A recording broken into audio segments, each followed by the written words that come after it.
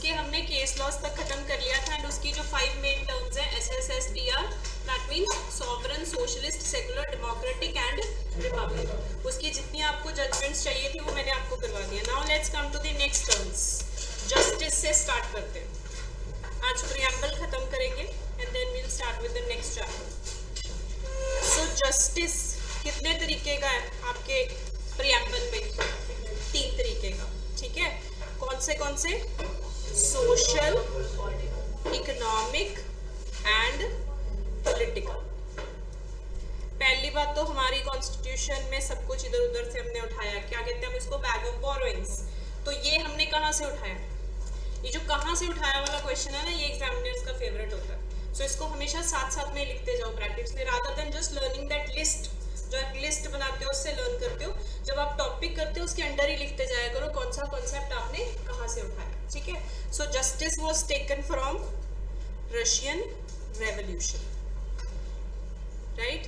The concept of justice was taken from Russian revolution. Justice का essence क्या होता है? इंसाफ को हम क्या कहते हैं? जस्टिस को अगर हम कहें सोशल, पॉलिटिकल, इकोनॉमिक एंगल से, बेसिकली कॉमन गुड अटेन करना, ठीक है। कुछ भी ऐसा करना आपकी कंट्री के थ्रू जिससे आप क्या टारगेट कर रहे हो, कॉमन गुड, ठीक है। Common good on which fronts? आपके प्रीएम्बल में 3 fronts, that is social, economic and political, ठीक है। सोशल में क्या क्या आता है? आपका रेलेवेंट मटेरियल सारा यहाँ लिख लो। इक्वल ट्रीटमेंट, ठीक है, इक्वल ट्रीटमेंट जिसको हम इक्वालिटी भी कहते हैं। Then is absence of privilege, thank you, absence of privilege, ठीक है, किसी को भी प्रिविलेज नहीं देनी, राइट।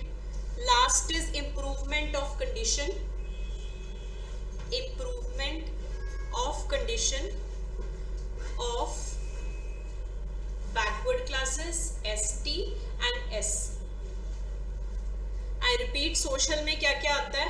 पहला चीज है क्वालिटी के अंडर के अगर हिसाब से पढ़ो, सोशल इक्वालिटी में सबसे पहले क्या कहते हैं? हम इक्वल ट्रीटमेंट करेंगे, ठीक है। सेकंड हम क्या कहते हैं? किसी को भी हम प्रिविलेज नहीं देंगे, right. The third thing is improvement of condition of backward classes, SC and ST, because in लोगों को उस टाइम पे क्या चाहिए थी? अपलिफ्टमेंट, ठीक है। So this is meant by social justice. Then we come to economic. Economic में क्या होता है? Non discrimination and elimination of inequalities, ठीक है। इकोनॉमिक 2 तरीके से है। इकोनॉमिक तब होगा अगर आप डिस्क्रिमिनेशन नहीं करोगे in the income, right.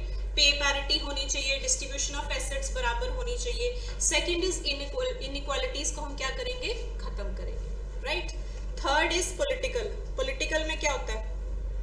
Equal voice in government, ठीक है, इक्वल वॉइस इन गवर्नमेंट, हर किसी की आवाज होनी चाहिए। Access to political office, access to political office. Last है इक्वल पॉलिटिकल राइट्स। अगर आपको इनमें से कोई भी टर्म आ जाती है, 3 मीनिंग है इनके, so that means they are talking about political justice, ठीक है। सो मोटा मोटा अगर आप समझो, सोशल कौन सा हुआ? सोसाइटी को बराबर करना, अपलिफ्ट करना, ठीक है। इकोनॉमिक कौन सा हुआ? इनइक्वालिटीज को खत्म करना। What is political? सरकार में सबकी से होनी चाहिए, ठीक है, सबके पास वोट का हक होना चाहिए, सबकी क्या होनी चाहिए? से। And where did we take this from? We took it from Russian revolution, ठीक है। ये तीनों बड़े इजी हैं। Now let's come to liberty.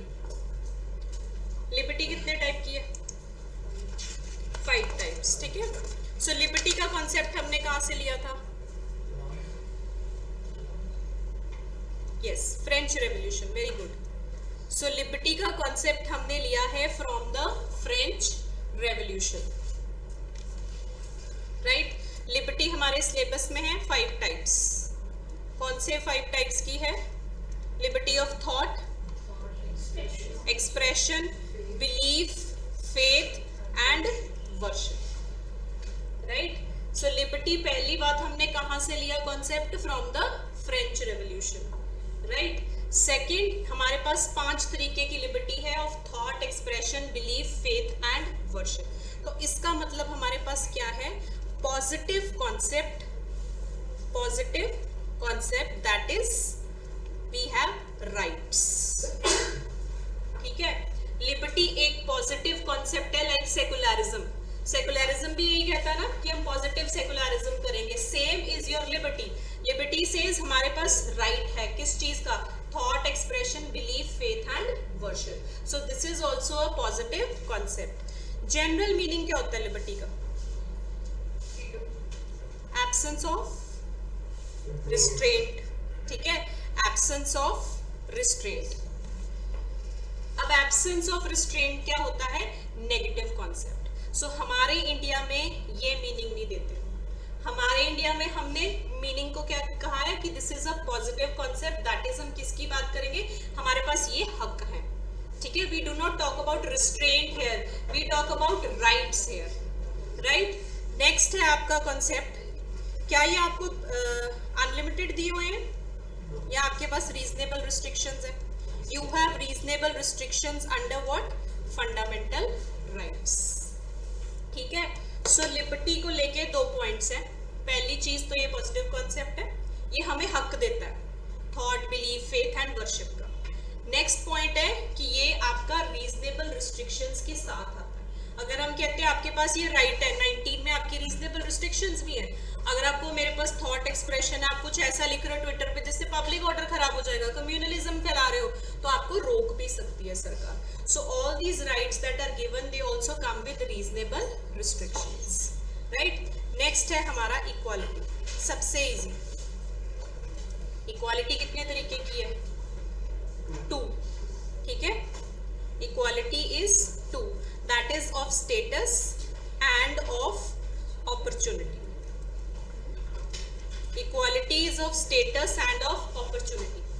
ये हमने कहीं से नहीं उठाई, इतनी हमें भी अकल थी कि हमें इक्वालिटी के बारे में लिखना चाहिए अपने प्रियम्बल में, right. So this is not borrowed, thankfully, right. इसके अंडर कौन से आर्टिकल्स आते हैं, 14 to 18, राइट।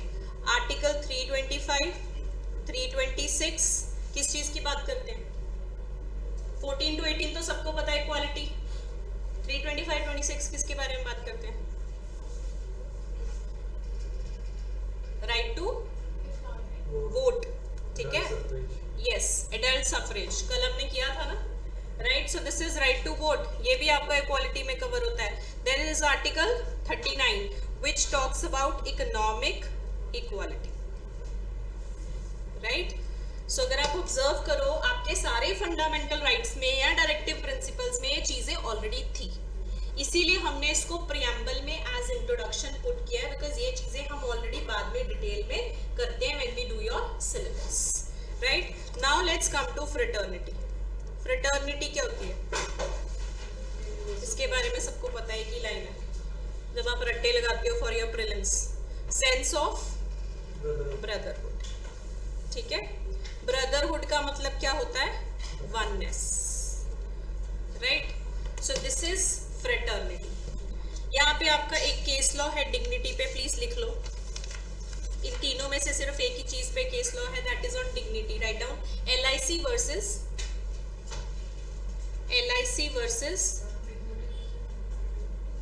नहीं, it is not in fraternity. Dignity आपके एक अलग से टर्म है ना, डिग्निटी एंड यूनिटी 2 टर्म्स हैं जो आपकी, ठीक है। उसमें डिग्निटी के अंडर ये केस लॉ है, LIC versus consumer centre,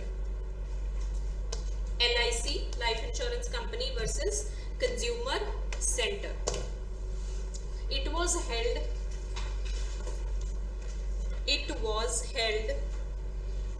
that right to dignity is a fundamental right.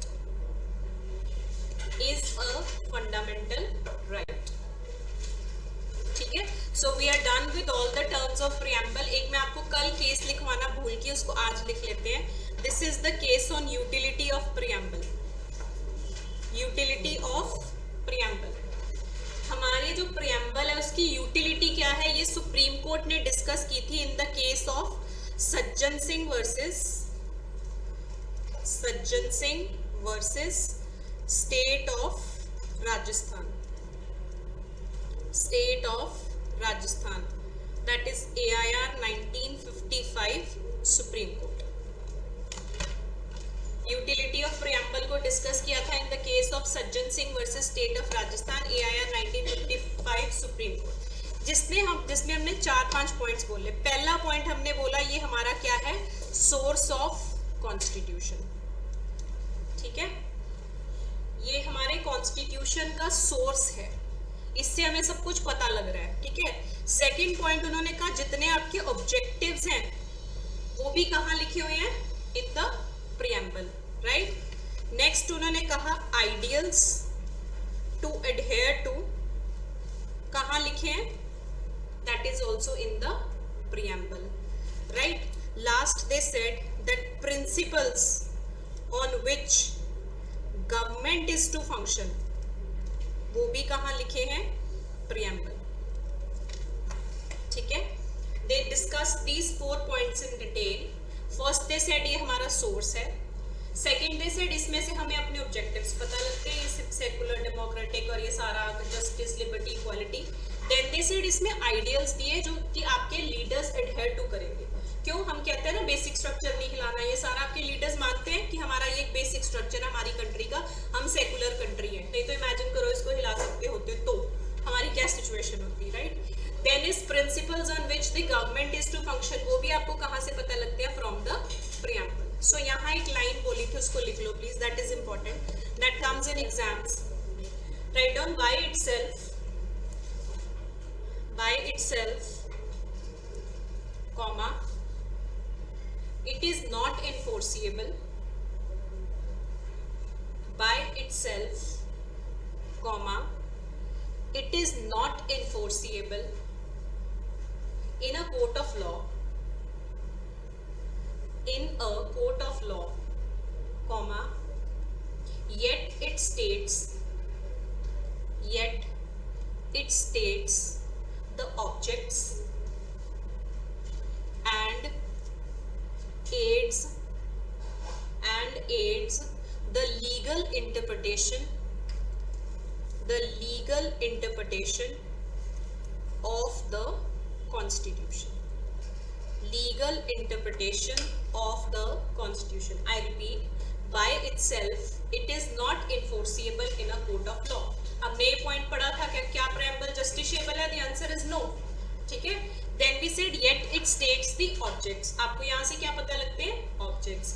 यहाँ पे जो आपको पेपर में वर्ड पूछा गया था वो था लीगल इंटरप्रिटेशन। सो इसमें इन्होंने क्या बोला था, it adds the legal interpretation of constitution.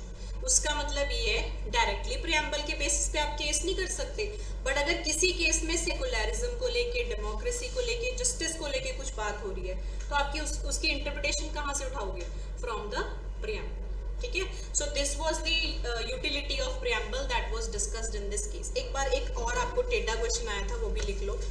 जब हमारा सेकुलर वर्ड यूज करते हैं सो उसमें क्या आप धर्मनिरपेक्ष की बात करते हो, देखो हमारी सरकारें बदलती जा रही हैं, सो ऐसे क्वेश्चंस आने के चांसेस हैं, ठीक है। धर्मनिरपेक्ष की बात करते हो या सर्वधर्म संभावना की बात करते हो, किस चीज की बात करते हो, पहले तो बताओ ये दोनों चीजें हैं क्या, जिसकी हिंदी थोड़ी टाइट है उसको समझाओ।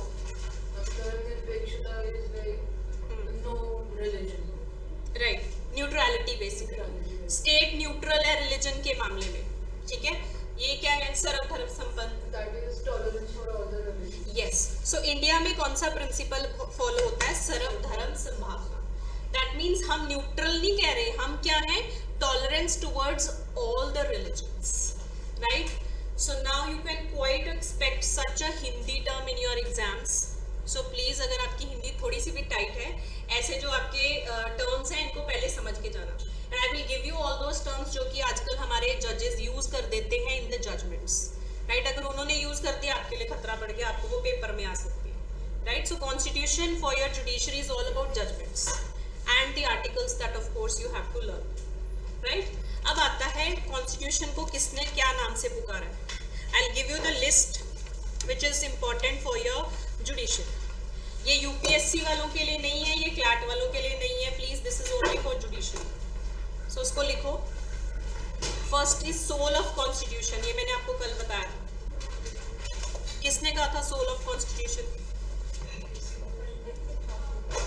Soul of constitution was said by Thakurdas Bhargava. ठीक है, हमारे प्रियम्बल को सोल ऑफ कॉन्स्टिट्यूशन किसने कहा था? ठाकुरदास भार्गव ने, राइट। फिर इसको बोला था political horoscope of Indian constitution. That means ये हमारी पूरी पॉलिटिकल कुंडली बताती है। ठीक है, this is the political horoscope of Indian constitution. ये कहा, किसने बोला? This is the most important. ये 2-3 बार पूछा उन्होंने। क्या नाम है? Any cases? KBC,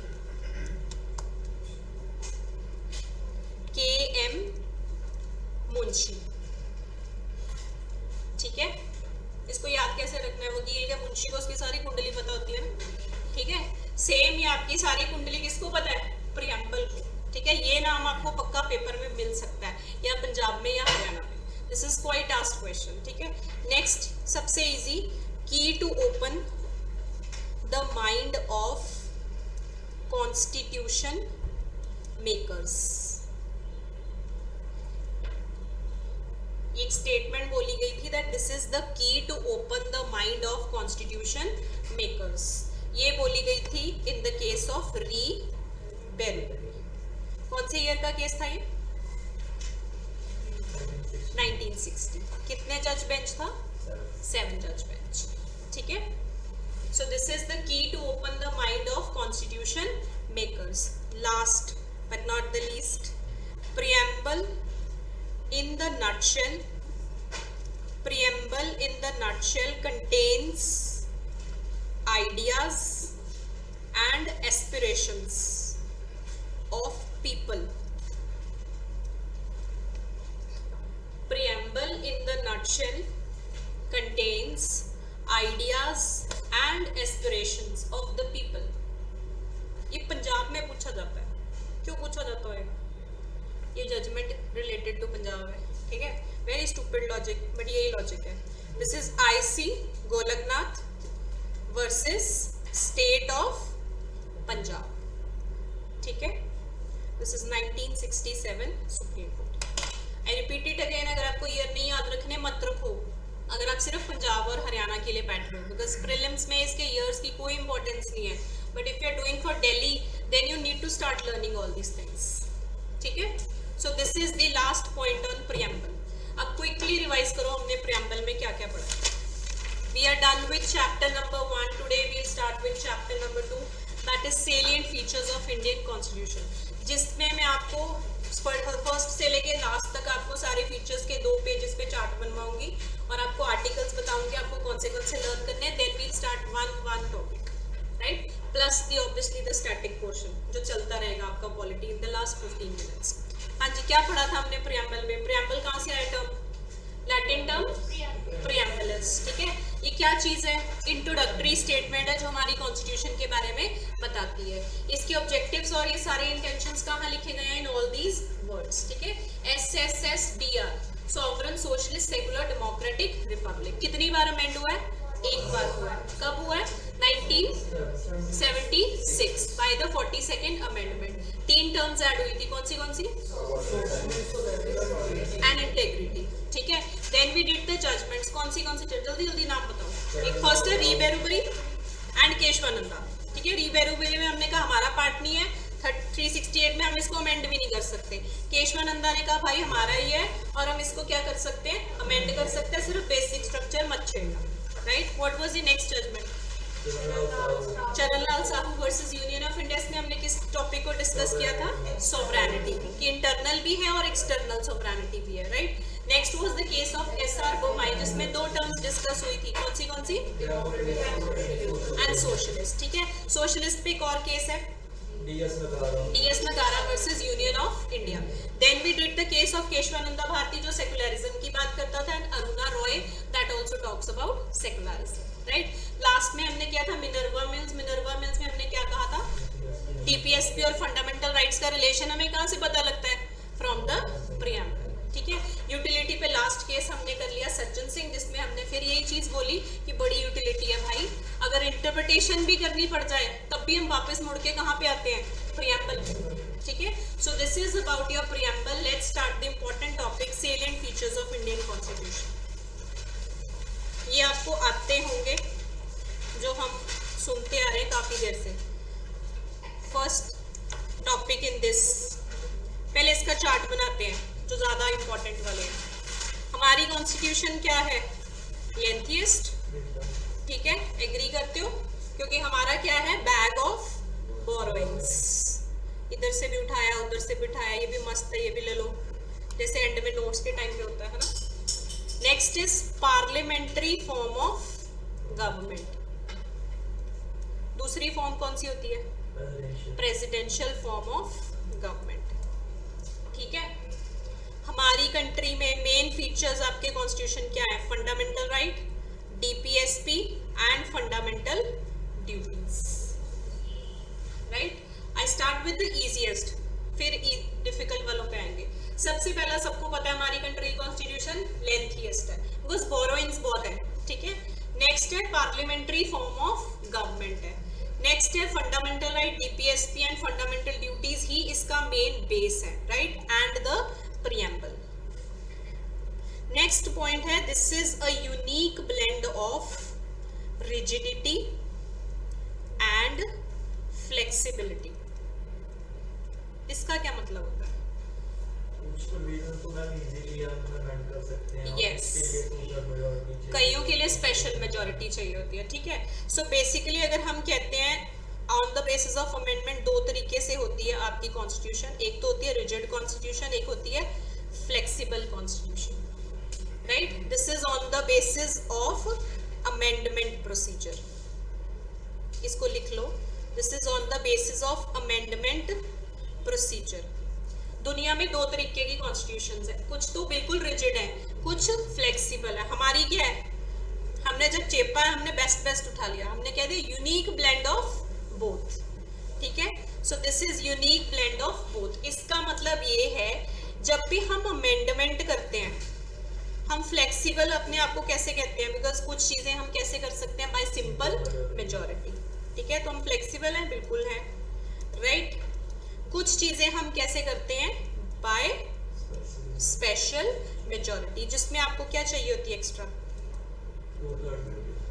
and ratification. Yes, that means you need ratification by the states.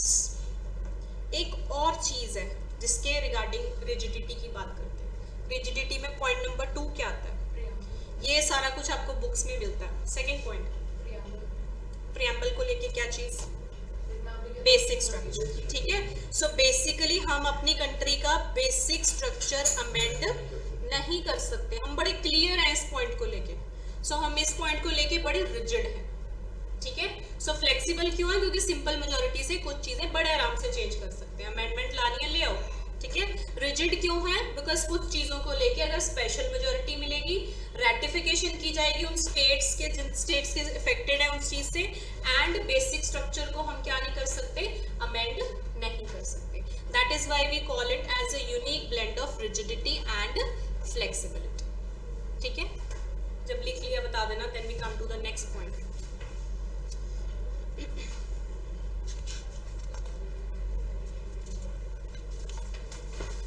लिख ही लेना भाई, मैंने यहाँ पे नोट्स का बड़ा काल देखा है, बाद में दिए जाएंगे तो फिर बड़ी प्रॉब्लम हो जाएगी। साथ साथ में लिखते जाओ। I can be a bit slow but करते जाओ।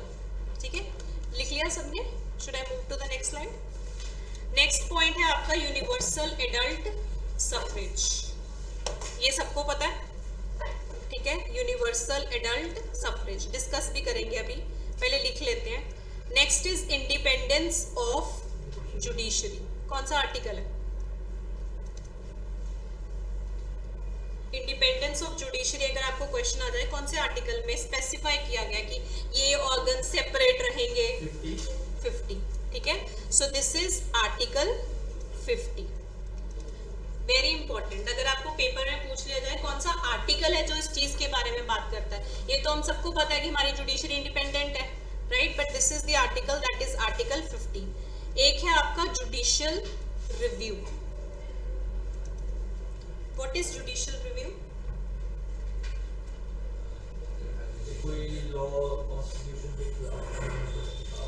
ठीक है, आपके 3 ऑर्गन्स ऑफ द गवर्नमेंट कौन से हैं? Legislature, executive and judiciary. आम दिनों में क्या होता है, ये अपना काम कर रहा है, ये अपना काम कर रहा है, ये अपना काम कर रहा है, ठीक है। लेट्स से इसने कोई लॉ बनाया, इसने कोई पॉलिसी बनाई जो कि एंटी क्या है, कॉन्स्टिट्यूशन, ठीक है, anti fundamental rights, anti constitution, तो उसको कौन रिव्यू कर सकता है? जुडिशरी, ठीक है। That is why it is called as judicial review. और कौन सी कोर्ट्स करती हैं? Supreme court and high court, right. So the upper courts have the power of judicial review. ये सारे हमने डिटेल में करने हैं, या सिर्फ हम लिस्ट बना रहे हैं। सो यहाँ पे घबराना नहीं कि हाय मुझे तो ये टर्म नहीं पता, अगर नहीं पता, right. So do not get panic, ये सारे हमने डिटेल में करने हैं। लास्ट पॉइंट है आपका क्वाज़ी फेडरल इन नेचर। किसने कहा था ये? केसी वेयर, ठीक है। ये हम कल समझा चुके हैं आपको, why we call it as quasi federal. यहाँ तक अगर आपका चार्ट बन गया, now let's start with the quick bites. इस चैप्टर के पहले आज के दिन में हम क्विक बाइट्स लिखेंगे। सबसे पहली चीज हमारा ये क्या है? कॉम्प्रिहेंसिव डॉक्यूमेंट है। हमारी कॉन्स्टिट्यूशन एक कॉम्प्रिहेंसिव डॉक्यूमेंट है जो कहां से बना है? 2 सोर्सेज हैं। कौन से? बोरोइंग्स, ये तो मैं याद रहती है, दैट इज अदर कंट्रीज। थोड़ी इज्जत ही दे लो भाई, बोरोइंग्स ही कहने लगे, अदर कंट्रीज बोलो। Government of India act 1935। अगर आपको क्वेश्चन आ जाता है कि हमारा कॉन्स्टिट्यूशन का सोर्स एग्जैक्टली क्या है, तो हमारे ऑप्शंस चेक करना। अगर ये दोनों आ रहे हैं ना, उसमें तो दोनों है, ठीक है। सो that means government of India act, जिससे हमने सारे फीचर्स उठाए हैं, एंड अदर कंट्रीज जहां से हमने बाकी सारे फीचर्स एनालाइज करके उसको एक कॉम्प्रिहेंसिव डॉक्यूमेंट में लिखा है, right. Then is types of constitution. कितने टाइप की होती है? Written and unwritten. ये वो क्वेश्चन सबको आते होंगे। कौन सी है हमारी कॉन्स्टिट्यूशन? लिखना है?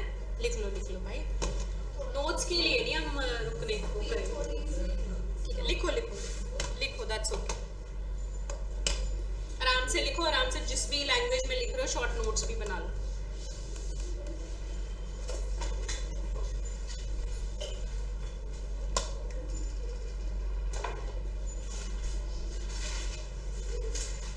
लिख लिया बाकी सबने? नोट्स हमारे वैसे अब यहाँ से स्टार्ट होंगे, ठीक है। So then I will be slow, because वहां से आपको बाद में नोट्स दिए नहीं जाएंगे। So I'll make it sure कि आप लोग एक लाइन लिख लो, because I know I'm fighting for limitation, which is very difficult to extract now, right? चलो, next point है types of constitution। कितने तरीके की है? On the basis of amendment it is 2 types, ठीक है। On the basis of documentation it is 2 types। एक होती है written और एक क्या होती है? unwritten, ठीक है। हमारी कौन सी है? written। अब इतनी लंबी भाई अनरिटन होएगी तो लीडर तो दूसरे दिन ही मुकर जाएंगे कि कहाँ लिखा है, पता कहाँ लिखा है, ठीक है। सो शुगर को हमारी कॉन्स्टिट्यूशन क्या है? रिटन। यूएस में भी रिटन है, तो अनरिटन का है सबको पता है। British constitution is unwritten. वही लोग हैं जो इतने अच्छे से चल लेते हैं, राइट। सो यहाँ से नोट्स बनाने शुरू कर देना नाइसली।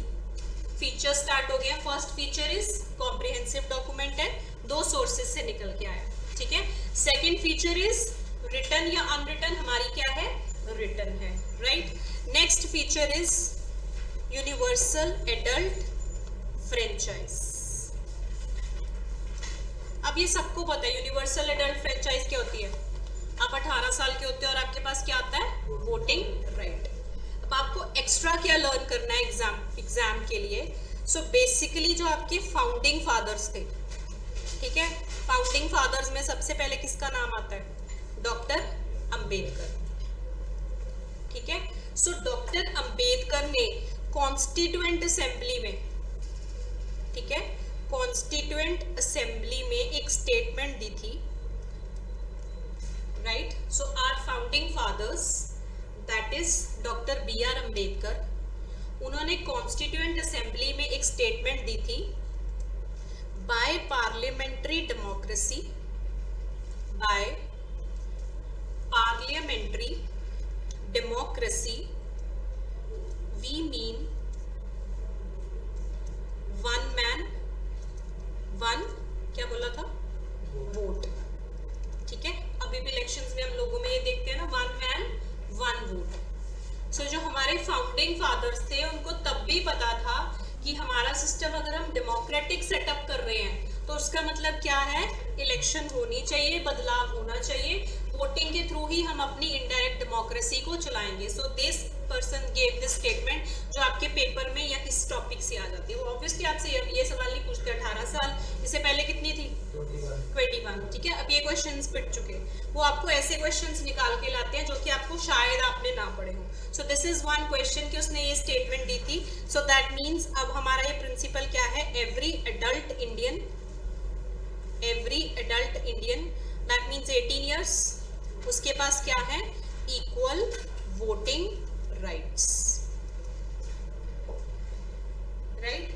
आज ये सारे प्रिंसिपल्स की हिस्ट्री देख रहे हैं। सबसे पहले हमारे ये है एडल्ट फ्रेंचाइज, एडल्ट फ्रेंचाइज का मतलब वोटिंग का राइट, ठीक है। सो हमारे founding father doctor B R Ambedkar ने ये स्टेटमेंट तभी दे दी थी, one man one vote, right. Now let's come to the most important, that is charter of fundamental rights. ये टॉपिक से आपको मैक्सिमम क्वेश्चंस आते हैं। Charter of fundamental rights, fundamental rights अगर आपको कहूं डिफाइन करो, बेसिकली होते क्या है?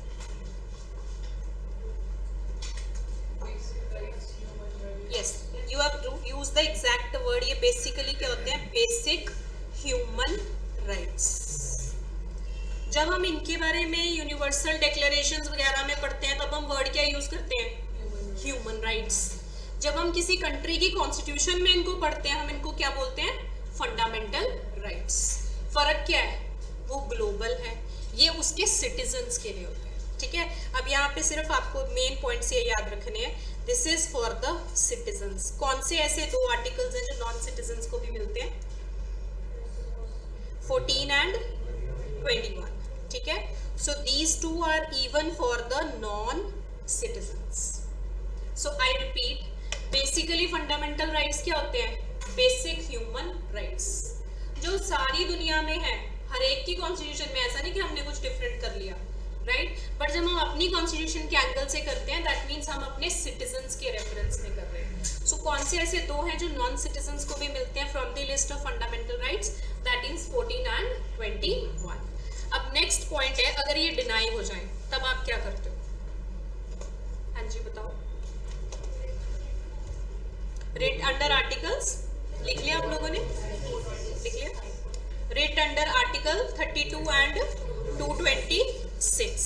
अब यहाँ से आपका नेक्स्ट एमसीक्यू बनता है, क्या ये जस्टिशिएबल है? यस, ठीक है। So they are justiciable rights, that means आप रिट फाइल कर सकते हो in supreme court under article 32 and high court under article 226। यहाँ तक है आपके बेसिक पॉइंट्स जो सारी बुक्स में मिलेंगे, ठीक है। कि ये हमारे बेसिक ह्यूमन राइट्स हैं, ये सारे सिटीजन्स को मिलते हैं, नॉन सिटीजन्स को ये वाले 2 मिलते हैं। अगर नहीं मिलते हमारे पास ऑप्शन है भाई, हम रिट फाइल कर सकते हैं supreme court, high court, article 32 and 226। अब पढ़ते हैं जो बुक्स में नहीं मिलता। सो बेसिकली ये हमने कहाँ से चेपा है, यूएस कॉन्स्टिट्यूशन से, ठीक है। बैग ऑफ बोरोइंग्स पे हर पॉइंट पे आएंगे। सो हमें यूएस कॉन्स्टिट्यूशन ने ये पॉइंट दिया, तो जहां यूएस कॉन्स्टिट्यूशन ने ये फंडामेंटल राइट्स दिए थे अपने, उन्होंने कैसे दिए थे, एब्सोल्यूट, राइट। जब यूएस की कॉन्स्टिट्यूशन बनी, उन्होंने अपने सिटीजन्स को जब फंडामेंटल राइट्स दिए, उन्होंने एब्सोल्यूट दी, ठीक है। लेटर ऑन ऑब्वियसली जब हम अप्लाई करते हैं फंडामेंटल राइट्स, जब उनके केसेस आने लगे, तब क्या प्रॉब्लम आई, रिस्ट्रिक्शंस, ठीक है। So supreme court of US had to find out क्या चीज, legitimate रिस्ट्रिक्शंस। ठीक है, सो सुप्रीम कोर्ट को बाद में ढूंढनी पड़ी रिस्ट्रिक्शंस कि हमने इक्वालिटी दे दिया पर यहाँ रिस्ट्रिक्शन भी लगाने की जरूरत है। Freedom of speech and expression दे दिया पर हो सकता है लोगों को रोकने की भी जरूरत पड़ जाए। सो बाद में सुप्रीम कोर्ट को स्पेसिफिकली फ्रेम करने पड़े रीजनेबल रिस्ट्रिक्शंस। अब हमने स्मार्ट वर्क किया, ठीक है, हमने उसको क्या किया है, जब इंडिया ने अपनी कॉन्स्टिट्यूशन में ये अप्लाई किए फंडामेंटल राइट्स, तो हमने साथ में ही उसी आर्टिकल में क्या दे दिए, reasonable restrictions, right. So this is how we have done the bag of borrowings but in a smarter way, right? जब हमने ये situations देखी तो हमने अपने to the best suitable needs ये चीजें लगाई। हमें पता था भाई freedom of thought and expression देके तो देखो, उसके बाद हमें जरूरत पड़ेगी ये चीजों की। So हमने हमारे मेकर्स ने ही उनको reasonable restrictions में पहले ही डाल दिया। public order, morality, health, काफी सारे grounds दिए गए, ठीक है, ताकि किसी ना किसी में रोक लेंगे भाई। अगर कोई स्टेट के खिलाफ बोलने लगा तब भी रोक लेंगे भाई, लिस्ट लंबी है हमारे पास, right. Next is your fundamental duties. This is the history of fundamental rights. अब आते हैं फंडामेंटल ड्यूटीज पे। कब ऐड हुई थी, 42nd अमेंडमेंट, ठीक है। क्या हमारे कॉन्स्टिट्यूशन में ऐसी कोई प्रोविजन है जो इन्फोर्स करा सकती है फंडामेंटल ड्यूटीज को? राइट में तो हम कहते हैं रिट डाल दो। पूरे कॉन्स्टिट्यूशन में ऐसी कोई प्रोविजन है जो इन्फोर्स करा सकती है? हाँ, the answer is there is no provision in the constitution to enforce fundamental duties, ठीक है। अब ये तो बड़ा माड़ा हो गया। ये हमें रियलाइज हुआ in the case of Bijoe Emmanuel, BIJOE, Bijoe Emmanuel, EMMANUEL, Bijoe Emmanuel versus state of Kerala, that is supreme court, ठीक है। ये केस हुआ था Bijoe Emmanuel versus state of Kerala, supreme court. इसमें एक लाइन लिखो, the duties imposed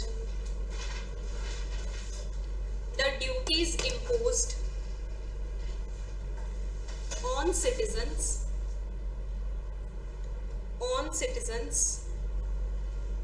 may be enforced through the enactment of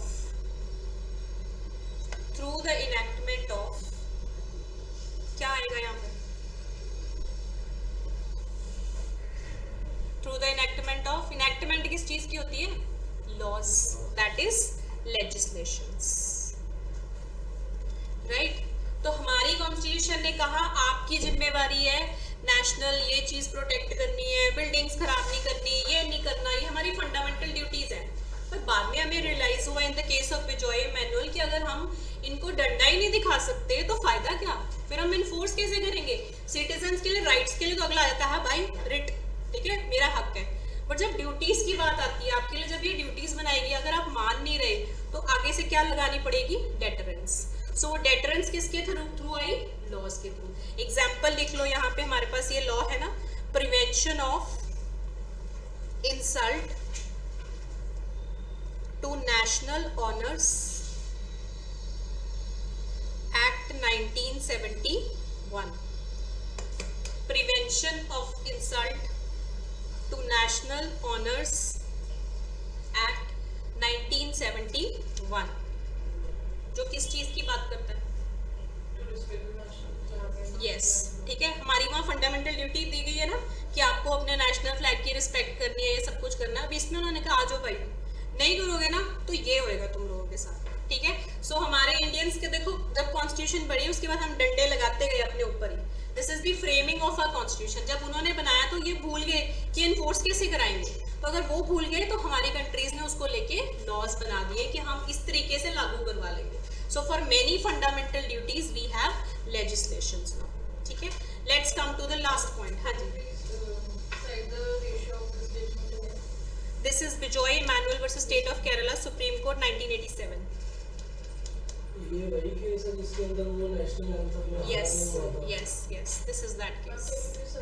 इसीलिए जब ऐसा कुछ कांड हो जाता है ना हमारी कंट्री में, तभी हमारी आंखें खुलती हैं कि ओ भाई अब ये तो गलत हो गया। ये अपनी कंट्री का भी नहीं था शायद, नहीं, this is not from our country, but ये हमारी कंट्री में डिस्कस हुआ था एंड दैट इज व्हाई ये पॉइंट रेज हुआ था। उसके बाद थैंकफुली हमारे पास ये लेजिस्लेशन है, उसके बाद ही एक्ट बना। यस, बिकॉज अगर आप सिनेमा थिएटर्स वगैरह में देखो, बड़ी जगह ऐसे होता था। याद है हमारे एक बार कंपलसरी हो गया था कि नेशनल एंथम प्ले होगा और खड़े होना आपने, तो कई लोग अगर नहीं खड़े होंगे तो उनकी चपेड़े फ्री में पड़ जाती थी। ठीक है, सो हमारी कंट्री में ये सेल्फ पॉलिसिंग बड़ी है।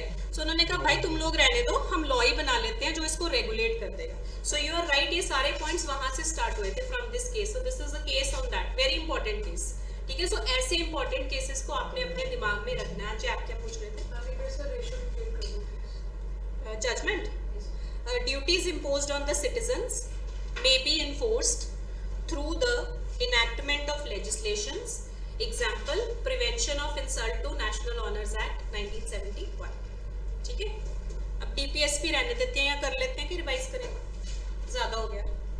Constitution is very wide, so if you want we can revise it. हाँ जी, चलो रिवाइज करते हैं। कौन से पॉइंट्स किए अभी हमने, स्लाइड्स में से करते हैं। प्रियम्बल समझ आ गया सबको? ठीक है, प्रियम्बल के बाद आज हमने कौन सा टॉपिक स्टार्ट किया है? Features of the constitution. अब हमारी कॉन्स्टिट्यूशन का सबसे पहला फीचर क्या है? लेंथीएस्ट है भाई, जगह जगह से लिए, थोड़ा टाइम तो लगेगा उसको अकोमोडेट करने को। Second is parliamentary form of government है। नेक्स्ट इसके मेन फीचर्स क्या है? Fundamental right, DPSP, fundamental duties and preamble. Then ये unique blend of rigidity and flexibility, उसका कारण आपको समझ आ गया। ठीक है, रिजिडिटी के 2 पॉइंट्स है, उसका 1 पॉइंट है, राइट। नेक्स्ट है हमारा topic that is universal adult franchise. ठीक है, then is independence of judiciary, कौन से आर्टिकल में आता है? Article 50। Then is judicial review, that means अगर जुडिशरी को लगता है कि एग्जीक्यूटिव या लेजिस्लेचर ने कोई ऐसा लॉ बना दिया, कोई ऐसी पॉलिसी बना दी जो कि गलत है, कॉन्स्टिट्यूशन के प्रिंसिपल्स के खिलाफ है, कॉन्स्टिट्यूशन को हम क्या कहते हैं? Law of country, highest law of country. तो जो भी लॉ बनेगा इसके इन कंप्लायंस बनेगा, कुछ भी इसके एंटी नहीं जा सकता। तो इन दोनों ने कुछ गड़बड़ कर दी तो आपकी सुप्रीम कोर्ट, हाई कोर्ट बैठे बोले कि भाई सब रुक जाओ, हम बैठे हैं, हम जुडिशियल रिव्यू के थ्रू उसको रोक देंगे। ठीक है, next is quasi federal in nature, because हमारा प्योर फेडरल स्ट्रक्चर नहीं है। हमारे अगर तकड़ी देखो यूनियन की तरफ भारी है। ठीक है, एंड में हम कहते हैं अगर ये पंगा हो गया यूनियन, ये हो गया यूनियन, इमरजेंसी हो गई union, right. So it is quasi federal, it is not purely federal, right. Next is ये कॉम्प्रिहेंसिव डॉक्यूमेंट है, कौन से 2 चीजों से लिया गया है? गवर्नमेंट ऑफ इंडिया एक्ट 1935 जो हमारा ओरिजिनल डॉक्यूमेंट था, plus other countries, right. Next is written and unwritten होती है, हमारी क्या है? रिटन। यूएस में क्या है? रिटन। British is unwritten. अब आपको कोई इसके अलावा अगर किसी के बारे में पूछ ले, वो पूछते ही नहीं है, बिकॉज बुक्स में इतना ही लिखा हुआ है। ठीक है, so they specifically ask about these countries only. Then is adult franchise, founding fathers doctor B R. Ambedkar ने एक बार ये लाइन बोली थी कॉन्स्टिट्यूएंट असेंबली में, दैट 1 man 1 vote, बिकॉज उनके दिमाग में पता था कि सरकार को बदलना पड़ा करेगा और किस तरीके से बदलेंगे? Through vote. तभी आप विल ऑफ पीपल को एक्सरसाइज कर सकते हो ना, right. Next point is charter of fundamental rights, जो कि किस बंदे के लिए बनाए जाते हैं? सिटीजन्स के लिए। ठीक है, नॉन सिटीजन्स के लिए 1-2 हैं हमारे, उनकी आप लिस्ट याद रखोगे, 14 and 21। देन इज ये जस्टिशिएबल है, अगर आपको नहीं मिलते आप रिट फाइल कर सकते हो, राइट। नेक्स्ट पॉइंट है यूएस ने, जब ये हमारा कॉन्सेप्ट हमने यूएस से उठाया, वहां क्या था? ये एब्सोल्यूट कॉन्सेप्ट है, right. There were no reasonable restrictions, but उनके भी लोग तो, जनता सब जगह सेम होती है, वहां भी ये प्रॉब्लम्स आनी शुरू हुई, right. So we added the concept of reasonable restrictions later on through the judgments. हम सियाने थे, हमने स्टार्टिंग में फंडामेंटल राइट्स प्लस क्या लगा दी? Reasonable restrictions. Next is fundamental duties, 51A कब ऐड हुआ? 42nd amendment. ठीक है, इसमें आपका ये केस इंपॉर्टेंट है, बिजॉय इमैनुअल, जिसमें हमने कहा कि अगर कोई प्रोविजन नहीं कहती कि इनको लागू करवा सकते, तो लागू तो भाई करवाना है। So let's make some laws जिसके थ्रू हम इसको लागू करवा लेंगे। So we have many such laws, but आपके पेपर के लिए सिर्फ एक ही जजमेंट इंपॉर्टेंट है, that is Bijoe Emmanuel, right. अब बना लेते हैं चार्ट, इंडेक्स, रट्टा पार्ट पे आते हैं। हमने उस दिन बना लिया था, I think till fundamental duties और टिल स्टेट्स, आर्टिकल्स वाली लिस्ट बना रहे हैं। I think we have done till states, revise करते हैं कौन सा था part 1, union and its territories, that is article 1 to 4. Second part किस चीज की बात करता है, सिटीजनशिप, दैट इज 5 to 10, किसने बोला भाई, 5 to 11. Then is 3 fundamental rights 12 to 35. Then is DPSP 36 to 51. Then is fundamental duties 51A. फिर आता है यूनियन एंड स्टेट्स, इसमें से काफी क्वेश्चंस आते हैं, दीज 2 आर इंपॉर्टेंट. यूनियन कौन सा, 52 to 151. What is the states, 152 to 237. अब इसके बाद वाला जो आपका 7th था, ये क्या हो चुका है, रिपील्ड. रिपील्ड की लिस्ट आपने पक्का याद रखनी है. 7th पार्ट में हम किस चीज की बात करते थे, the states in part B of first schedule, that was 238. ये क्या हो चुका है, रिपील. हम पहले पूरी लिस्ट बना लेंगे, उसके बाद जो जो रिपील हो चुका है उस पर क्रॉस लगा लेंगे, याद रखना आसान रहेगा.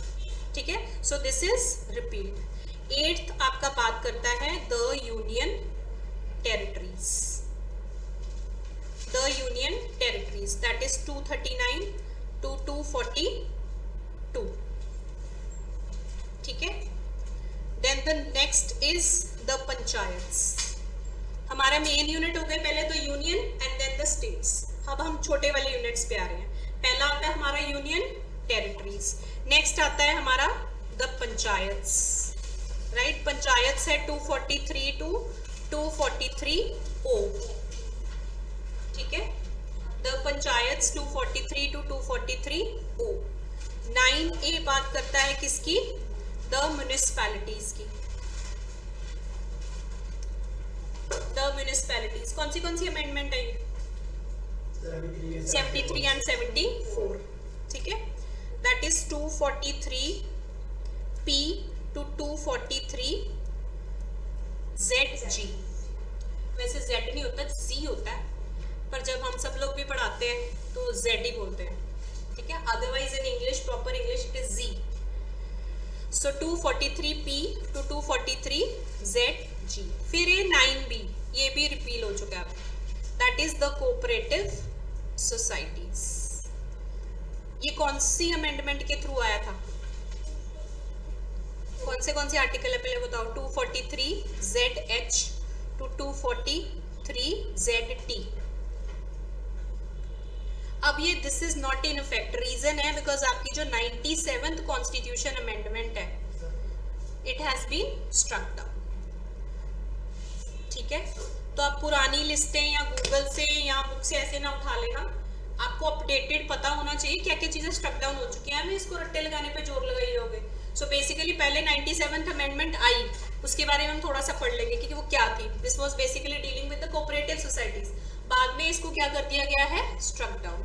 सो 9B is now not a part. Last है 10 तक करेंगे ताकि लर्न भी हो जाए आसानी से. 10 किसकी बात करता है, the scheduled and tribal areas.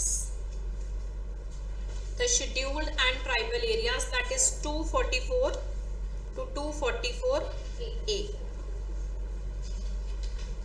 ठीक है, so this is the list that you need to start learning. थोड़ा थोड़ा याद करना स्टार्ट कर दो. So आज वाले में बेसिकली अभी तक जो हमने 1 से लेके 10 तक लिस्ट बनाई है, इसमें आपके 2 चीजें नहीं पढ़नी है आपको, that is 7 and 9B. ठीक है, ये दोनों रिपील हो चुके, पढ़नी है, ऐसा नहीं कि नहीं पढ़नी, बट ये आपकी रिपील्ड है. Right? Even though it is repealed, but still we will cover it in the syllabus because you never know, वो आपको repealed चीजों में से भी questions पूछ लें कि पहले क्या था बताओ, फिर क्या कहोगे, it is repealed. वहाँ तो लिखने की भी ऑप्शन नहीं होती. So we need to study these 2 words. Right? So this is what we are going to learn. अब इसको quickly learn करो 5 मिनट. 7 में क्या है, states and part B of the first schedule, जो क्या हो चुका है, repealed. ठीक है. 8 में क्या है, सीक्वेंस में याद करना शुरू करो. पहले आया द यूनियन, फिर आया द स्टेट्स. ठीक है, फिर हमारे दिमाग में क्या चीज आती है, यूनियन टेरिटरीज. ठीक है, then is 9 panchayats, 9A municipalities. Originally क्या होती थी, याद कैसे रखोगे, पंचायत्स होती थी ना, म्युनिसिपैलिटी और शहर तो बाद में आए हैं. This is how you need to learn. Right, union territories, panchayats, municipalities. 9B was cooperative societies which has been struck down.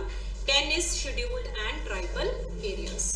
I think ये भी किसी दिन struck down हो जाएगा. This is not being struck down because of fear of communal rights and everything. But now we don't have any such more areas जिनको हम specifically tribal areas कह सकें, because more of them are getting merged, right? But this is a sensitive issue. कोई भी leader इसको छड़ेगा नहीं, ठीक है? इसके स्टॉप डाउन होने के चांसेस कम है. So this is the list that you need to learn. 1 to 10 आपको रट्टे